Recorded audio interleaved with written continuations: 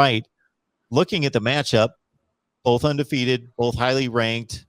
A lot of respect has been gained by both teams coming off subpar seasons. At the same time, a lot of critics would point to, okay, who have you beaten? Michigan State has yet to beat a winning team.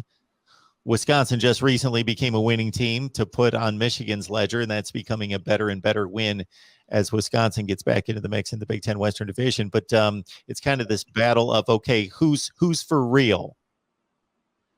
Yeah, it is. It's amazing we've gotten this far in the season. It's just how the schedules shook out. I mean, when you looked preseason not at Michigan's schedule, it was, I think, ranked top 15 in the country. You had Washington on there, who was a top 10, a top 25 team. You had Wisconsin on there, Big Ten West favorite. Then you had Nebraska, which looked like it could be a tricky game. They're the most veteran team that Scott Frost has had. And it was a tricky game. Don't get me wrong, but they're not, one of the, top teams in the Big Ten. Wisconsin's on a down year, although they look like they're improving a little bit, and all of that. So finally, these teams will get tested. As you mentioned, I think Michigan's been a little more tested than Michigan State, but they're both, I think, in the 70s in strength of schedule and strength of record so far. So this is the big test. And, when you look at the matchup overall, I think Michigan has more talent, but Michigan State really upped their talent level this offseason with the transfer portal and using that. So give them credit for that. They found their great running back, Kenneth Walker. They found some guys on the defensive side of the ball, linebacker Quavarius Crouch as well, kind of plugging in a few needs that they had. And they certainly had quite a few needs after last season. So give them credit for doing that. But yeah, this is the one where we'll really find out what both teams are made of. Michigan State has the edge in the sense of, being at home.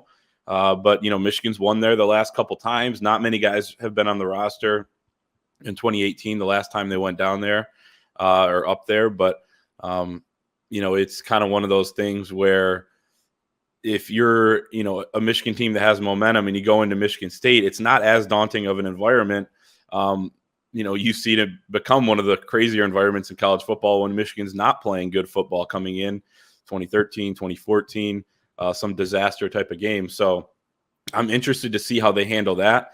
They have had good tests at Wisconsin, and then that Nebraska atmosphere, we talked about it a couple of weeks ago, was unbelievable. So I think Michigan's been a little bit more tested when you look at both of the teams so far, but still a ton to prove. And we know both teams are good at this point. We're going to find out how good over the next couple of weeks, starting with this weekend. And Michigan State had been dominant for the most part up until the Indiana game, and that with Kenneth Walker second in the nation in rushing, just rolling up 150 to 250 yard type games multiple times against decent opponents. And Peyton Thorne with 15 touchdowns, 4 picks, playing well. They found a outside passing game with Jaden Reed and Jalen Naylor going deep and really picking up big chunk plays in the passing game. Then they hit Indiana. They go to Bloomington, and they really struggled in that game and matched up against a team, for all the struggles that IU's having, really a comparably talented team in that game. So I don't know if that's a precursor to showing us that Michigan may be the superior team, and that Michigan State, while taking a major strides this year, may not be quite up to the challenge.